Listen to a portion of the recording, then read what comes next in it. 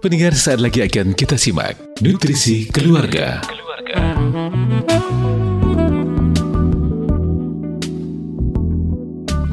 Bismillahirrahmanirrahim. Assalamualaikum warahmatullahi wabarakatuh. Radio kesayangan Anda, Persada FM, Bulan Pas Kita dan Keluarga. Siarkan kebenaran, tebarkan kasih sayang.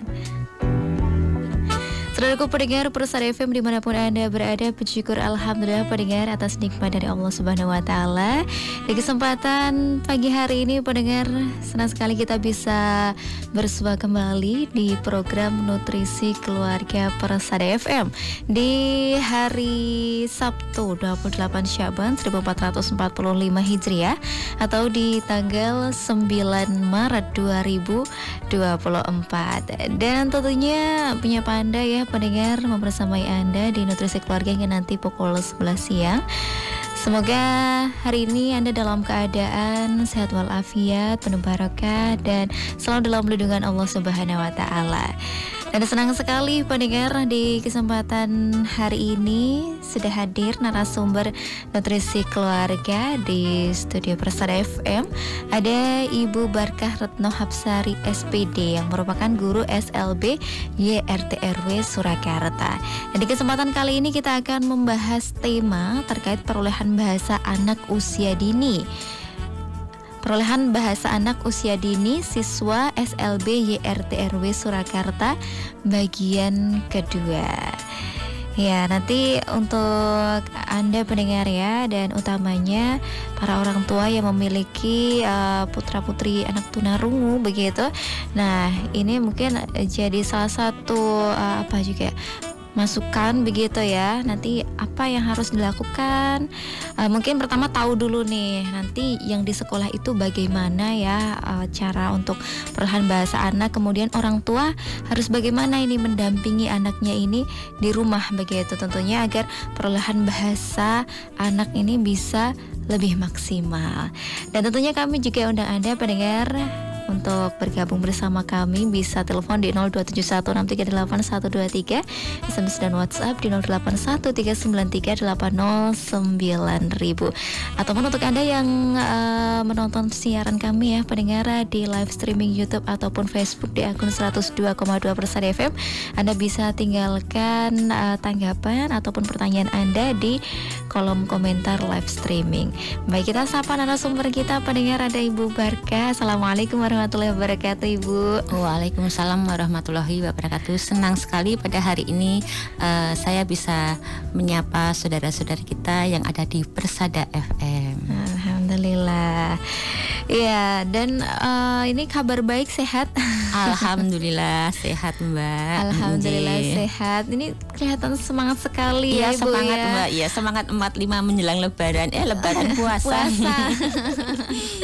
Iya, menjelang puasa semangat sekali ya untuk berbagi ilmu ya, Ibu ya, tentunya bersama dengan saudara kita pendengar setia Persada FM. Nah, di NKP sebelum-sebelumnya ya Ibu ya, ini kan sudah membahas nih terkait dengan perolehan bahasa anak usia dini siswa SLB YRTRW Surakarta. Nah, mungkin ini kita akan sedikit ulas kembali begitu ya Ibu ya. Kalau bahasanya memang anak-anak kita yang istimewa ini tentunya membutuhkan treatment yang istimewa juga. Salah satunya untuk perolehan bahasa ini kan juga jadi salah satu hal yang penting begitu ya, karena untuk komunikasi sehari-hari. Nah, ini sudah harus dilakukan sejak anak usia dini atau sejak masuk sekolah, sejak awal begitu ya. Dan kalau dari siswa di SLB sendiri pasti tentunya juga ada trik tersendiri begitu ya, ataupun ada metode tersendiri begitu yang digunakan agar komunikasi anak-anak ini bisa lebih lancar begitu. Nah, kalau di SLB YRTRW ini ya, metode yang digunakan ini apa ini, Bu? Oke ya, kalau saya boleh sedikit menceritakan kembali Mbaknya tentang perkembangan bahasa. Perkembangan bahasa pada umumnya baik itu untuk anak tunarungu maupun untuk anak-anak pada umumnya. Sebenarnya bahasa itu kan bagi kita tuh suatu yang vital nggih, kebutuhan khusus. Sebenarnya bahasa itu seperti mimikri, Mbak, meniru. Ya, meniru. Itu meniru tuh boleh dikatakan untuk anak-anak maupun kita orang yang dewasa. Sebenarnya seperti nyun sewu, mimikri itu kan meniru, seperti yang sekarang kan tren-tren bahasa nyun sewu, besti. Sebenarnya apa sih artinya besti lah? Kadang-kadang anak itu kan nggak mengerti besti itu apa. Oh itu, nah itu kan meniru ya. Sama juga dengan anak-anak tunarungu yang mereka tuh belum paham artinya, dia meniru. Nah di sini perkembangan bahasa pada anak itu kan kalau saya boleh menceritakan kembali, tahap perkembangan anak itu memang dimulai dari 0, kira-kira 0 bulan sampai katakanlah 3 sampai 6 bulan. Itu kan anak masa meraban. Nah ketika masa meraban anak itu berhenti, meraban itu sama ngoceh itu Mbak, wah wah wah mama itu kan belum ada makna. Jadi belum ada makna, belum ada artinya. Nah ketika anak di usia meraban itu, kalau anak-anak yang nyun sewu yang pertumbuhannya atau perkembangannya normal, belum ada diketahui dia itu ada apa dalam tahap meraban itu, dia nanti ke depannya itu dia bisa memiliki kosakata bahasa ibu ya, misalnya mimi, maem atau bu, diharapkan seperti itu. Tetapi kalau di masa meraban itu sudah berhenti hanya menonton seperti itu, orang tua harusnya waspada, introspeksi. Ini ada apa dengan anak saya? Nah, dirujuk anaknya di mana, di tumbuh kembang atau di terapi atau ke dokter.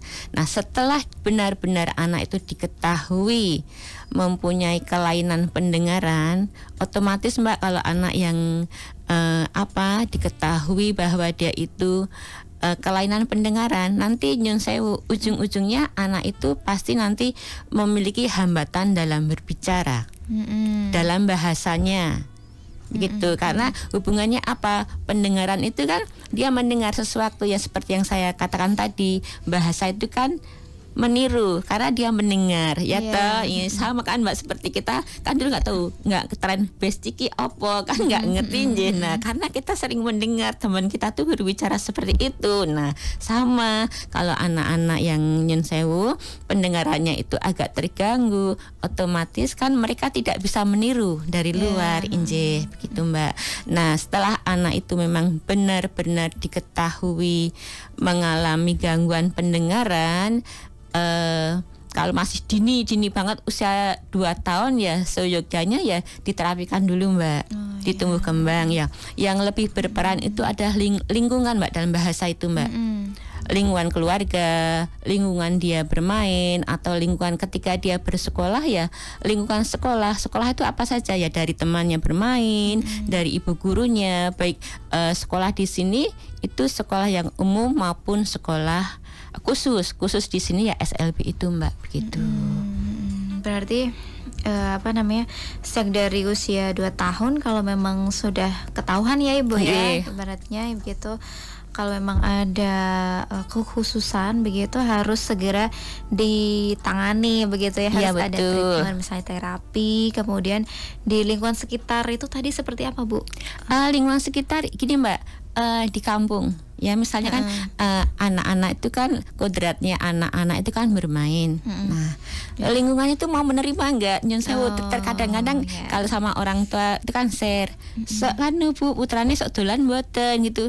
Boten lah, kenapa di rumah Bu, kenapa kalau main di luar itu nyun sewu Mbak, anak saya dikatakan pekok kalau nggak diasingkan begitu Mbak. Lah justru anak yang diasingkan, nggak diajak bersosialisasi, dia kan nggak bisa berkomunikasi. Komunikasinya jika sama orang tuanya, ada pembantu ya pembantu atau kakaknya. Iya nyun sewu kalau orang tuanya atau kakak ini mau berkomunikasi Ya yang saya kadang-kadang ini kenyataan di lapangan itu seperti itu. Kadang-kadang kakaknya yang punya kakak itu nggak sabar sama adiknya. Ya udah butuhmu gini ya gitu. Misalnya ada PR bantu ya cuma sekedar dibantu tapi nggak diajak ngomong. Katanya makan ya makan, dikasih makan tapi nggak diajak berbicara. Ini makan yuk tuh enggak gitu loh Mbak. Oh baik, berarti penerimaan begitu ya. Ya Bu, betul, penerimaan itu penerimaan lingkungan itu juga mempengaruhi bahasa pada anak juga. Jadi memang itu tahap pertama dulu begitu ya, baru ketika penerimaan itu bisa dilaksanakan baik oleh keluarga, oleh lingkungan sekitar, itu nanti kemudian di next step atau tahap selanjutnya itu adalah menjalin komunikasi begitu ya, maksudnya sosialnya dulu, terus kemudian komunikasinya baru bisa berkembang dengan adanya interaksi-interaksi itu tadi. Betul. Begitu. Ya baik. Nah kemudian berarti kalau untuk komunikasi sendiri kan harusnya itu bisa dimulai sejak ini sejak ya Bu ya, sejak dini ya bersama dengan keluarga. Tapi masih banyak kasus ya Ibu ya, maksudnya ya karena memang tadi penerimaan yang belum sempurna begitu oleh keluarga ataupun lingkungan, kemudian juga akibatnya membuat anak itu tidak ditempatkan ataupun maksudnya tidak disekolahkan di sekolah yang khusus begitu. Nah itu membuat anak kan jadi terlambat juga. Nah kemudian kalau untuk anak-anak yang seperti itu, apakah berarti untuk proses perolehan bahasanya ini semakin sulit nih Bu? Tentu Mbak, ada kalau di sekolahan tuh kita bisa membandingkan anak yang benar-benar murni dari awal di sekolah di SLB sama anak yang hijrah ya. Maksud saya hijrah itu entah dia itu dari sekolah umum atau nyun sewu dari sekolah yang SLB tapi salah memasukkan, itu juga bisa Mbak. Yang saya maksud anak yang berhijrah itu begini Mbak, dia secara fisiknya normal, kelas 1, kelas 2, kelas 3, kelas 4. Yang saya dulu tuh pernah ada Mbak, siswa saya itu yang sampai kelas 6 terus sekolah di SLB, dilihat punya ijazah tetapi baca menulis dia tidak bisa. Kami tidak menyalahkan sekolahnya. Sekolahnya saya kalau saya harus menyebutkan sekolah di daerah Mbak ya, di pelosok, yang penting anakku sekolah rutin masuk. Mungkin gurunya tuh menghargai anak tuh temen, tapi kenyataannya dia membaca menulis tidak bisa. Nah terus masuk di SLB kami, ngulang lagi dari nol ya, kita ngajarin bahasa dari awal A, I, U sampai dua suku kata. Dia mengerti kata benda, kita tambahin. Alhamdulillah sekarang sudah SMA. Sudah bisa ya kita ibaratnya kalau SLB itu kamu usia berapapun kita terima. Itu Mbak. Tapi ya nyun sewu nggak sampai 30 tahun kita terima, enggak Mbak, sebatas usia sekolah itu kita terima. Kalau seperti itu lama tidak Bu waktunya untuk belajar bahasa ini sendiri? Kalau bahasa sendiri sebenarnya sesuai dengan jenjangnya Mbak, kan itu kalau di SLB itu kan ada persiapan 1, persiapan 2, persiapan 3. Itu dikatakan kalau di umum tuh TK Mbak. Itu terus nanti ada SD-nya itu juga sampai kelas 1 sampai kelas 6. Kemudian ada SMP dan SMA. Persiapan 1, 2, 3 itu untuk ini ya, itu dasarnya Mbak. Jadi ibaratnya kalau kita membangun rumah itu TK-nya itu justru fondasinya Mbak. Karena anak-anak yang itu kan misalnya dia datang dari rumah, datang dari berbagai keluarga. Ketika dia masuk di kelas itu kan dia belum ngerti aku harus ngapain. Jadi ketika dia di persiapan itu kita lebih cenderung pada pembiasaan. Kita duduk. Saya itu kan juga di kelas persiapan ya Mbaknya. Jadi alhamdulillah 3 bulan itu saya baru bisa membiasakan anak duduk. Jadi kalau saya boleh mempraktekkan, ayo kamu duduk. Duduk itu apa? Sama kayak gini pantat saya. Pantatnya ditempelkan di kursi, kaki menginjak lantai. Karena nyun sewu anak itu memang nggak tahu ya, nggak suka duduk Mbak. Kalau duduk itu di meja. Kakinya kalau mau duduk di kursi itu kakinya nangkring. Jadi saya 3 bulan itu selalu mengucapkan itu, duduk. Pantat, nah lama-lama dia tuh paham kan, duduk dia udah mapan sendiri gini dah gitu. Kalau duduk bagaimana? Jadi kita menyiapkan anak tuh pembiasaan. Kalau udah duduk 1, 2, 3, 4, 5 tangan dilipat, diletakkan di meja, kepala ditundukkan, kita berdoa. Kebetulan Mbak kelas saya itu kan jamak, ya jamak gini, tidak semuanya muslim. Jadi doa kita menggunakan doa yang netral. Paling ya Tuhan, berilah kami ilmu yang bermanfaat hari ini. Walaupun anak-anak itu tidak ngerti Ibu berkaki ngomong apa toh, yang penting kita mengafirmasikan, melatih anak. Nanti lama-kelamaan anak itu paham, ngerti. Jadi proses mau belajar itu aku harus duduk, berdoa, tangan gini, kita melihat guru. Yang penting terus itu Mbak, menciptakan keterarahan wajah pada anak. Kalau kita belum bisa menciptakan keterarahan wajah, seperti saya sama Mbak kan berhadapan gini ya, fokus itu, kalau belum ada keterarahan wajah, jangan harapkan kita bisa memasukkan ilmu pada anak-anak itu.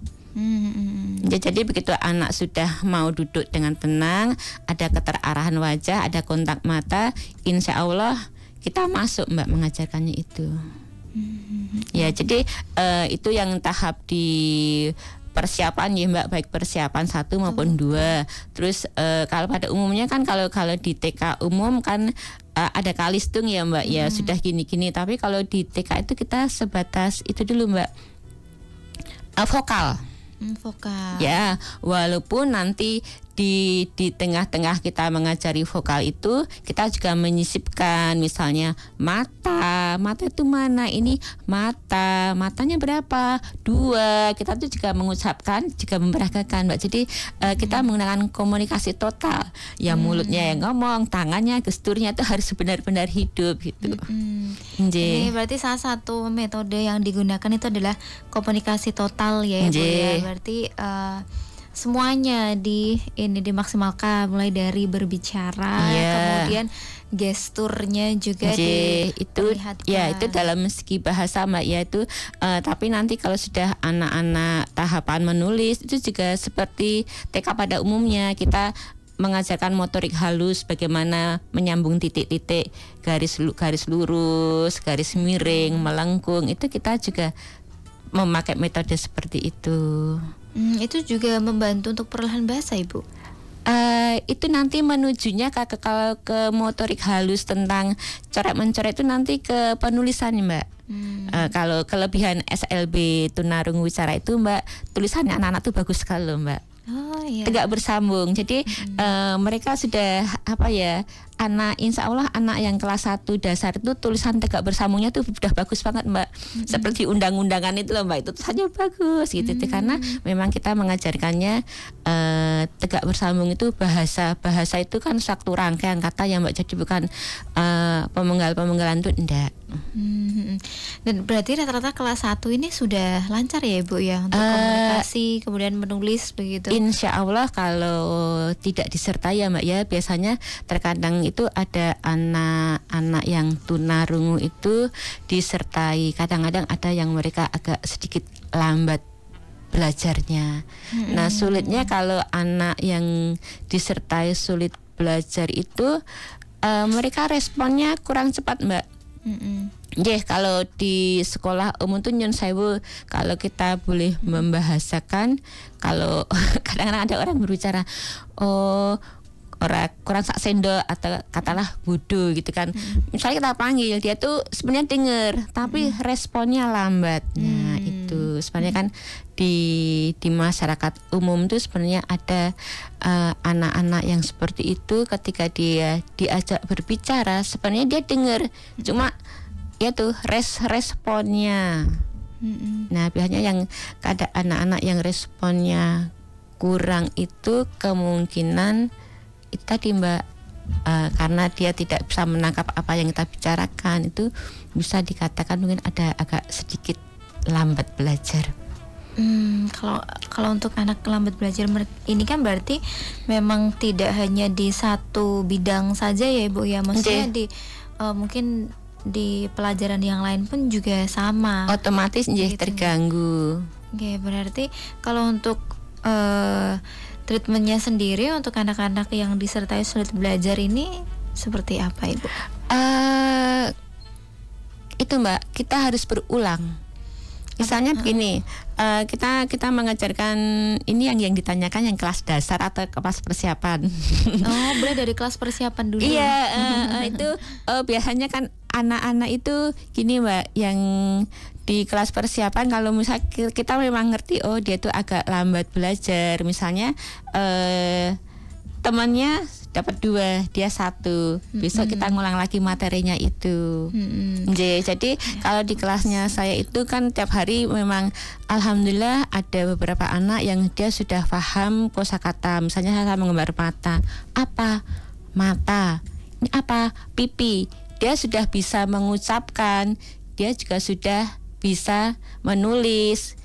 Yang satunya lagi agak sedikit gangguan dalam itu apa gitu, dia biasanya cuma A, terus ya kita tetap menerapi harus bisa, ya sudah, yo dibaca apa A, ini apa I, dia bisa, yo kan dia bisa mengucapkan A ya Mbak, tapi kan dia belum bisa menulis mata, yo apa kita apa istilahnya kita dikte, perhatikan Ibu, yo mata gitu nanti ya tulis, nah gitu itu. Jadi kalau untuk yang anak disertai lambat belajar itu kita mengulang, mengulang-ulang terus. Iya, mengulang-ulang lagi, walaupun nanti tahu, ya dia dah mantuk senyum, kan dia dah senyum tuh berarti artinya dia paham, walaupun nanti setelah istirahat ditanya lagi lupa, yaitu menguji tantangan bagi kita. Oke, baik. Iya, tantangan kita itu.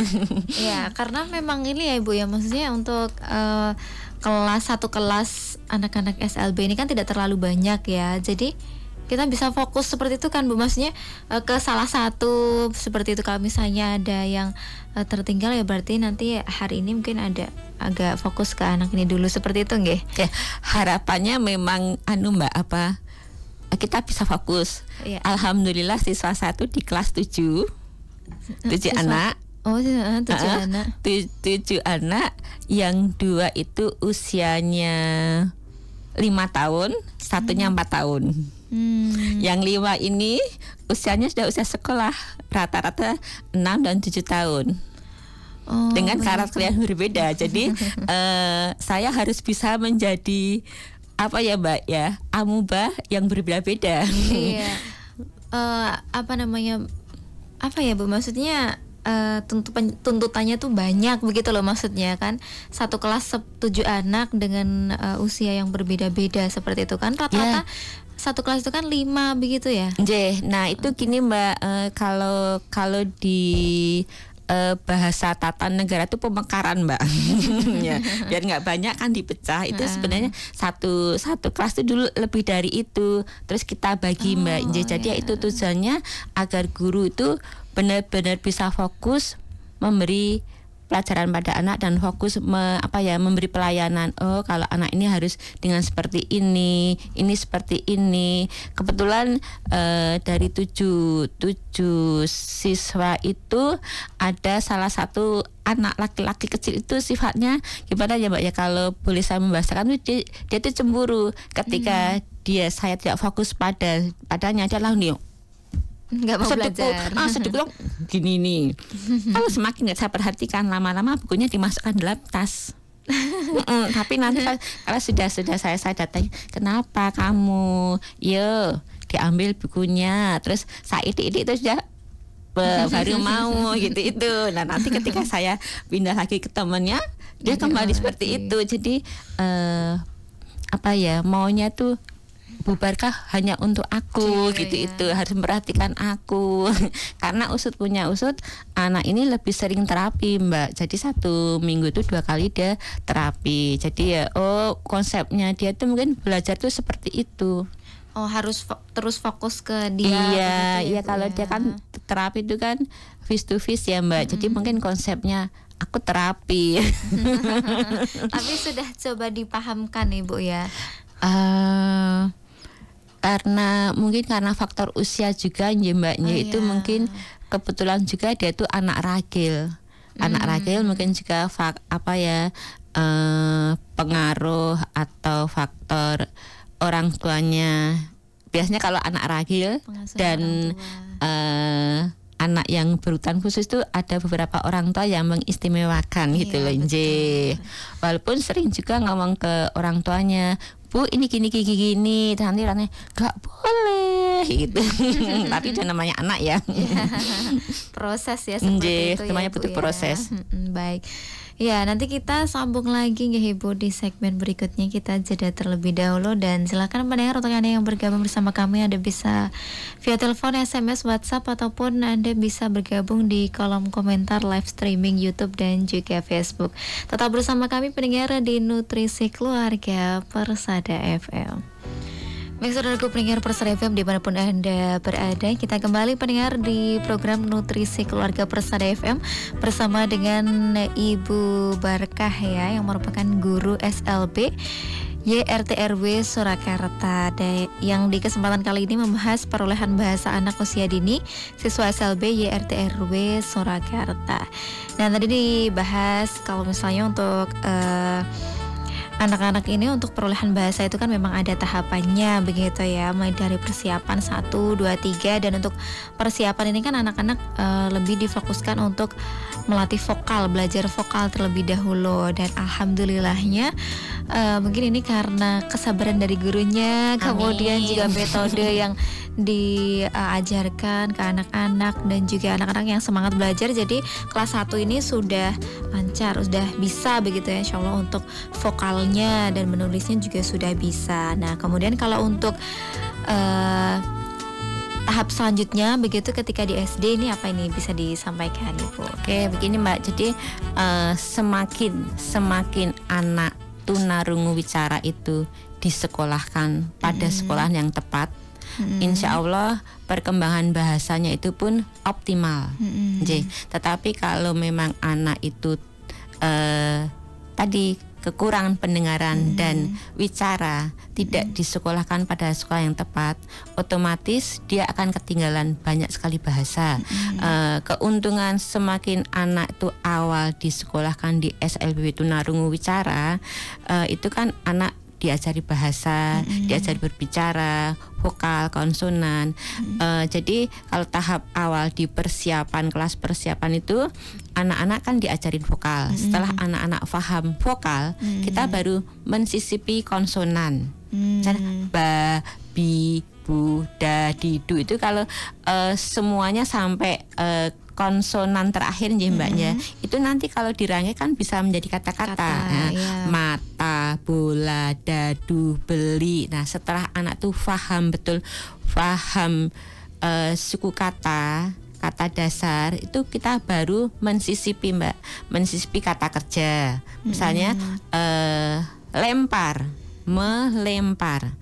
Ibu melempar apa? Bola, batu, gitu mbaknya. Setelah anak itu benar-benar paham kata kerja, itu tahap berikutnya kan itu kan tidak itu mbak. Jadi ketika kita mengajari anak itu tidak hanya mengatakan bola, tapi kita juga tunjukkan bolanya, harus bisa menggambar. Nah itu syarat wajib menjadi guru tunarungu wicara, terlebih itu di kelas dasar itu diharuskan bisa menggambar sak gambar-gambar yang penting anak paham gitu. Kalau toh tidak bisa menggambar kan kita bisa googling ya mbaknya, kita bisa mengandalkan laptop atau HP, itu kita boleh itu, tapi dengan tetap tulisannya tegak bersambung. Itu setelah itu semua prosesnya itu berjalan dengan lancar, kan ada persiapan 1, persiapan 2. Nah pemantapannya tuh di persiapan 3 Mbak. Di 3 ini sudah tidak hanya suku kata, ibu melempar, ibu membeli, tapi sudah siapa, mengapa, itu sudah pertanyaan sudah ada. Jadi misalnya Ibu Barkah membawa buku, ditanya siapa yang membawa buku, ibu membawa apa, itu sudah mewakili nggih Mbak nggih. Itu. Nah, setelah anak-anak benar-benar paham bahasa, tidak hanya bahasanya Mbaknya, tapi itu nanti bisa dimasukkan juga ilmu pengetahuan yang lain, seperti berhitung.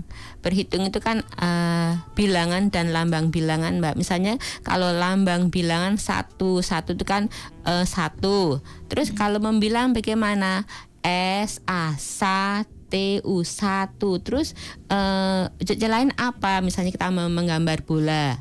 Bola 1 ya sudah, bola sama terus hanya bola gini, terus sana 1 ya. Jadi itu benar-benar harus terkonsep sekali. Setelah anak-anak itu betul-betul paham seperti itu, sudah bisa membaca, sudah bisa menulis, mengerti maknanya, tidak hanya dia bisa membaca menulis tidak, tapi tahu maknanya. Oh, bola itu seperti itu, oh 1 itu insya Allah anak bisa di kelas 1 dasar. Kalau di kelas 1 dasar itu kan diharuskan ya Mbaknya ya. Kalau di sekolah umum kan anak-anak harus sudah kelas 1 tuh harus membaca, menulis, itu kan harus paham, sudah bisa lancar. Begitu juga saat dengan pembelajaran kami di SLB YRTRW kelas 1 tuh diharap anak-anak tuh juga sudah betul-betul paham. Begitu. Ya, berarti sudah menguasai ini juga ya Bu ya, malahan kata kerja, imbuhan tadi sudah diajarkan ketika di persiapan 1-2. SPOK itu sedikit banyaknya sudah kita ajarkan. Begitu di kelas dasar nih Mbak, maksudnya di sekolah dasar. Kalau di persiapan kita ya baru sebatas itu tadi, vokal, konsonan. Ya. Kalau untuk programnya namanya apa Ibu? Untuk yang sekolah dasar untuk melatih bicaranya. Kalau programnya tidak ada Mbak, tapi di sana itu ada Bina Wicara. Bina Wicara itu bisa untuk apa ya, kalau Bina Wicara itu bisa dari kelas persiapan Mbak sampai SMU. Jadi lebih tepatnya kalau Bina Wicara itu untuk mengejar ketertinggalan. Ketertinggalan dia dalam berbicara, perolehan bahasa maupun banyak salah ucap ke anak ya. Misalnya Pancasila, harusnya Pancasila dibaca dia Pancaila, jadi S-nya itu ditinggalkan. Jadi piye supaya anak tuh bisa mengucapkan S gitu. Bahkan gini Mbak, anak-anak yang sudah merasa bahasa itu asik, itu ada kayak candu gitu. Anak satu kadang-kadang siswa satu ada yang maju. Ya nih, apa gitu. Dia tuh minta dipegang lehernya dan saya memegang tangannya, ditaruh di leher dia gitu. Apa? Baru dia mengatakan, oh iya, apaannya? Oh, apel gitu. Itu kadang-kadang ngomong itu nggak ada pelajaran, tiba-tiba dia apa? Ibu bilang ibu, terus dia gini, oh iya, kamu ngomong apa? Oh iya, baru itu. Terkadang juga ada anak nyun sewu, ada kebetulan di kelas 1 ada salah satu anak yang agak lambat belajar itu, dia bisa suaranya keluar itu dengan syarat ayo lehernya dipegang. Ada, tapi kalau gini nih yang saya kayak hanya seperti ikan umi. Ayo lehernya dipegang, itu baru keluar Mbak. Mata, bagus ya, ngomong lagi apa habis mata, pipi, baru. Jadi dengan syarat harus dipegang. Iya, walaupun dia bisa memegang mandiri atau dipegang guru, tapi di itu ya khusus dia aja gini keluar. Kalau sebenarnya yang sudah bisa tanpa harus ini ya Bu ya, maksudnya kan ini kan cuma untuk latihan ya, untuk ngecek dia suara sebenarnya penyiar mesti juga bisa Mbak.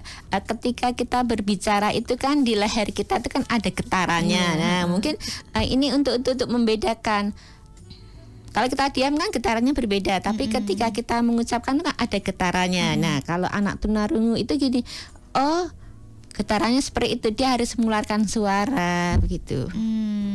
Berarti ada anak yang memang apa ya namanya, untuk memastikannya itu begini, walaupun maksudnya ada yang sudah terbiasa tanpa harus pegang ya, gitu betul. ya, Ya itu apa ya mungkin kepuasan tersendiri atau apa. Kalau sudah anak-anak yang besar sebenarnya sudah nggak masalah, dia sudah bisa ngomong dengan lancar. Apa kamu mau mana makan? Tapi anak-anak yang kecil itu kan memang itu tadi untuk melatih membrannya gini, atau ya kita kalau memang itu jadi guru tunarung wicara, ketika kita bina wicara istilahnya kita harus siap di mak siswanya dipegang lehernya, dadanya, itu kita memang harus rela Mbak. Memang caranya menerapi seperti itu berbicaranya, untuk mengetahui ada nggak getarannya di situ, membedakan getarannya. Tapi itu rata-rata kan anak usia dini ya. Iya, yang sudah dewasa insya Allah mereka sudah tidak seperti itu. Sudah lancar Insya Allah sudah lancar. Cuman mungkin kalau untuk SMA pun masih ada bina wicara begitu. Masih ada bina wicara, tapi tidak se ekstrim ketika dia di kelas dasar tuh tidak. Cuman ada beberapa aja yang kesulitan. Berarti itu lebih cenderung penambahan. Kadang-kadang anak-anak itu tidak tahu. Mereka mengucapkan tapi tidak tahu artinya apa. Sama halnya saya mau coba bahasa Inggris, isone ngerti artinya apa? Orang ngerti. Membaca Al-Quran bisa walaupun terbata-bata, artinya orang ngerti. Nah seperti itulah kalau bina wicara yang untuk kelas anak-anak yang SMU itu seperti itu. Jadi kamu berbicara, kamu menulis, membaca, ini loh artinya seperti itu. Kalau bina wicara ini 1 minggu itu ada berapa jam Bu untuk anak-anak? Kalau di kurikulum itu 4 jam. 4 kali 4 jam 2 kali pertemuan. Walaupun nanti di luar jam pelajaran kita ada. Oh ada juga. Itu tergantung dari guru kelasnya jamnya ya. Kamu mau mengambil jam awal atau jam akhir, pokoknya tuh di luar jam pelajaran.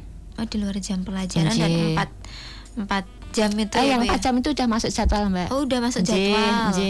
Oh 4 jam udah masuk jadwal. Terus nanti ada tambahan lagi begitu dari wali kelas sesuai bagi anak-anak yang sekiranya dianggap itu kurang. Jadi sebagai wali kelas kita bisa memilih ini kurang, ini kurang, terus besok kamu ini ya. Jadi kita janjian ke orang tuanya. Terkadang juga enggak sesaklek ini face to face kita duduk itu enggak Mbak ya, sebentar pintar kita sambil ngobrol gini, kita tahu kualitas anaknya itu kurang, begini gitu. Kemudian kalau ini Bu, peran orang tua itu harusnya bagaimana nih? Itu sangat penting sekali Mbak ya. Jadi yang seperti saya sampaikan di awal tadi ya, bahasa itu kan yang menunjang itu lingkungan, baik lingkungan keluarga, lingkungan dia bermain maupun lingkungan sekolah. Nah kalau di lingkungan keluarga misalnya sebenarnya itu tidak hanya untuk anak tunarung wicara Mbak, tapi untuk umum ya, bahasa terutama anak-anak yang di bawah usia 12 tahun, anak pendiam, itu kita harus koreksi, kok anakku kok anteng pendiam, kenapa ya? Mungkin juga dia pemalu, mungkin dia itu bahasanya agak terlambat bukan berarti dia tunarungu wicara enggak ya Mbak ya, itu jadi sangat diperlukan peran keluarga, ayah dan ibu itu sangat berperan sekali dalam perkembangan bahasa, terutama untuk anak tunarung wicara. Seperti ibu kandung itu kan harusnya introspeksi. Ketika usia anakku katakanlah 6 bulan, kok dia ngomongnya kok baru gini ya, merabanya kok berhenti. Nah seharusnya ibunya itu harus selalu ngajak berbicara. Gimana nak? Nah ketika dia memandikan, ayo mandi, ayo maem, ya ditunjukkan actionnya, mandi itu seperti ini, maem seperti ini. Ketika tidur, kebanyakan kalau pengalaman saya sendiri ya, ketika punya anak tuh waktu kecil tuh sering mengajak bercerita. Ayo berdoa dulu, bercerita, membacakan buku. Nah itu kan bisa banyak bahasa. Dibahasakan begitu ya aktivitasnya ya. Ya betul. Pengalaman juga anak satu waktu itu belum bisa ngomong ibu, itu terbalik Mbak. Bu I. Tangan nih, Bu I, itu apa? Itu pohon kelapa Nduk. Wes dah. Pulang sekolah lagi tanya sama saya, Bu I, itu pohon apa? Itu saya merasa zona nyaman Mbak. Kok anakku nyeluk aku kok Bu I ya? Usut punya usut, dia tidak bisa bilang ibu I di depan tuh tidak bisa. Aduh sakit. Aduh sakit. Terus ya pelan-pelan ya dia bilang Bu I, ibu. Terus lama-lama itu Mbak, saya kan kira-kira seminggu saya terapi seperti itu. Alhamdulillah bisa Mbak ngomong ibu. Jadi emang sebenarnya peran keluarga ini juga besar. Sangat penting Mbak Inje. Jadi walaupun di sekolah dapat pembelajaran latihan dari guru, tapi tetap di rumah itu juga harus berkesinambungan. Jadi itu PR, memang PR bagi kami para guru. Ketika di sekolahan kami berjuang ya Mbak ya, berjuang memenuhi kewajiban kami untuk mengajar, tapi nanti setelah di rumah itu terabaikan.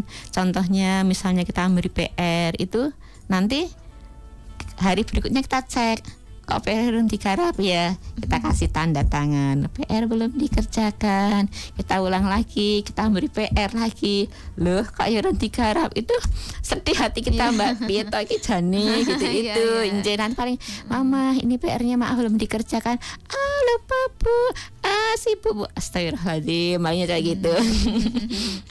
Iya harus ya kalau memang harus menyadari begitu ya Ibu ya, bahwasanya jika anaknya memang membutuhkan treatment khusus ya berarti juga effortnya harus lebih begitu ya. Iya betul. Orang tua begitu. Baik, tidak terasa nih Ibu, waktunya sudah hampir habis. Nah mungkin ini ada yang ingin ditekankan lagi kepada pendengar terkait perolehan bahasa pada anak tunarungu ini, monggo. Kami mengharap kepada semua orang tua yang memiliki anak berkebutuhan khusus ya, yang dititipi amanah anak-anak yang istimewa, khususnya yang kurang pendengaran, hendaknya diperhatikan. Syukur-syukur panjenengan kersa menyekolahkan di SLB nggih. Semakin anak-anak yang berkebutuhan khusus itu mendapatkan wadah yang tepat, insya Allah perkembangannya akan baik. Dan itu anak-anak itu sebagai ladang amal kita, kunci surga bagi kita Mbak. Masya Allah. Baik, terima kasih Bu Barkah ya atas ilmunya juga, dan tentunya juga motivasi ya kepada para orang tua begitu untuk memberikan treatment yang sebaik mungkin begitu ya untuk anak-anak kita, terutama untuk orang tua yang memiliki anak tunarungu begitu. Baik, terima kasih Bu Barkah, selamat melanjutkan aktivitasnya. Semoga diberikan kelancaran dan kesehatan juga tentunya ya untuk mengajar anak-anak kita di SLB YRT RW Surakarta. Baik, terima kasih. Assalamualaikum warahmatullahi wabarakatuh. Waalaikumsalam warahmatullahi wabarakatuh. Baik, saudaraku pendengar Persada FM dimanapun Anda berada, sampai di sini pendengar perbincangan kita di program Nutrisi Keluarga Persada FM bersama dengan Ibu Barkah Retno Hapsari SPD yang merupakan guru SLB YRT RW Surakarta, dengan pembahasan kita di hari ini perlahan bahasa anak usia dini siswa SLB YRT RW Surakarta bagian kedua. Terima kasih untuk Anda yang sudah menyimak dimanapun Anda berada pendengar, dan sudah menyaksikan siaran kita via live streaming YouTube dan juga Facebook di akun 102,2 Persada FM. Saya Fiana Syifal pamit undur diri, mohon maaf atas segala kekurangan pendengar. Assalamualaikum warahmatullahi wabarakatuh. Radio Persada FM.